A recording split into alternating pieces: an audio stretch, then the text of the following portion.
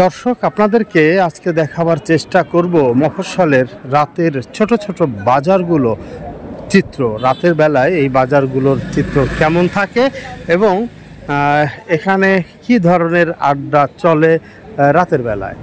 দর্শক, আজকে আমরা উপস্থিত হয়েছি ফরিদপুর সদর উপজেলার মৃগী বাজার এলাকায়। মৃগী বাজার ঢাকা খুলনা মহাসড়কের ফরিদপুর থেকে কানাইপুরে যাবার সময় কানাইপুরের একটু আগে যে পল্লী বিদ্যুৎ, তারও কিছুটা আগে এই মৃগী বাজারের অবস্থান। আমরা দেখছি সে মহাসড়ক এবং মহাসড়কের পাশে সুন্দর একটি মসজিদ আমরা দেখতে পাচ্ছি। খুবই সুন্দর এই মসজিদটি। এটি মৃগী বাজার যেটি বলছিলাম। তো আমরা দেখছি যে দোকানপাটগুলো কিন্তু এখনও খোলা আছে, দু একটি বন্ধ হয়ে গেছে। তবে ঘড়ির কাঁটায় এখন কিন্তু রাত 8:30 ছাড়িয়ে গেছে। প্রায় নয়টা বাজতে 10 মিনিট বাকি রয়েছে। তো আমরা দেখছি যে এই সময় এই বাজারে কিন্তু একটি মুদির দোকান, সে মুদির দোকানটি খোলা রয়েছে। পাশে একটি এটা হচ্ছে একটি ড্রাগ হাউস অর্থাৎ ঔষধের দোকান। বেশ কয়েকজন মানুষ সেখানে অবস্থান করছেন এবং আরও কয়েকটি দোকান দেখতে পাচ্ছি। তো মুদি দোকানগুলোই এই মুহূর্তে খোলা দেখতে পাচ্ছি। গ্রামাঞ্চল তো আসলে সারাদিন মানুষ কাজ করবার পরে সন্ধ্যার পরে, বিশেষ করে রাতে অনেকেই সন্ধ্যার পরে এই বাজারগুলোতে আসেন, বসেন।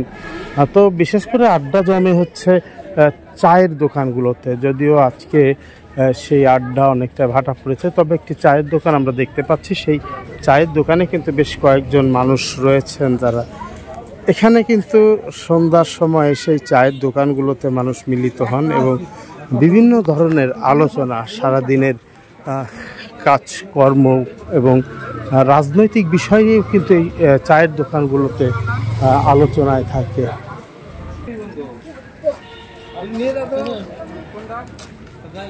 দর্শক, আমরা দেখছি যে বেশ কিছু দোকান কিন্তু এরই মধ্যে বন্ধ হয়েছে, তারপরেও বেশ আবার কিছু দোকান খোলাও আছে।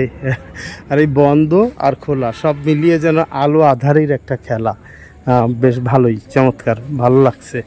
এই বাজারটাতে না আসলে, এই গ্রামের বাজারগুলোতে না গেলে আসলে এখানের যে সেটি কিন্তু আপনি ফিল করতে পারবেন। মানে এই যে চিত্র এটি বা আবহাওয়াটি কিন্তু আপনি ধারণ করতে পারবেন না। আমরা দেখছি একটি চায়ের দোকান, সেই চায়ের দোকানে কিন্তু বেশ কিছু মানুষ অবস্থান করছে।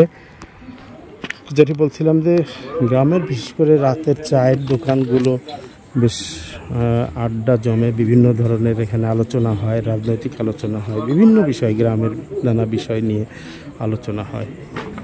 আমরা দেখছি যে সুন্দর একটি জুতার দোকানও রয়েছে এবং সব মিলিয়ে গ্রামের এই যে পরিবেশ, এই পরিবেশটি যদি আপনি অনুভব করতে চান তাহলে আপনাকে এই বাজারগুলোতে, ছোট ছোট বাজারগুলোতে রাতের বেলায় আসতে হবে। তবে রাত 8টা থেকে 9টার মধ্যে আসলেই ভালো, কারণ 9টার পরে, 9:30টার পরে এই দোকানগুলো সাধারণত বন্ধ হয়ে যায়।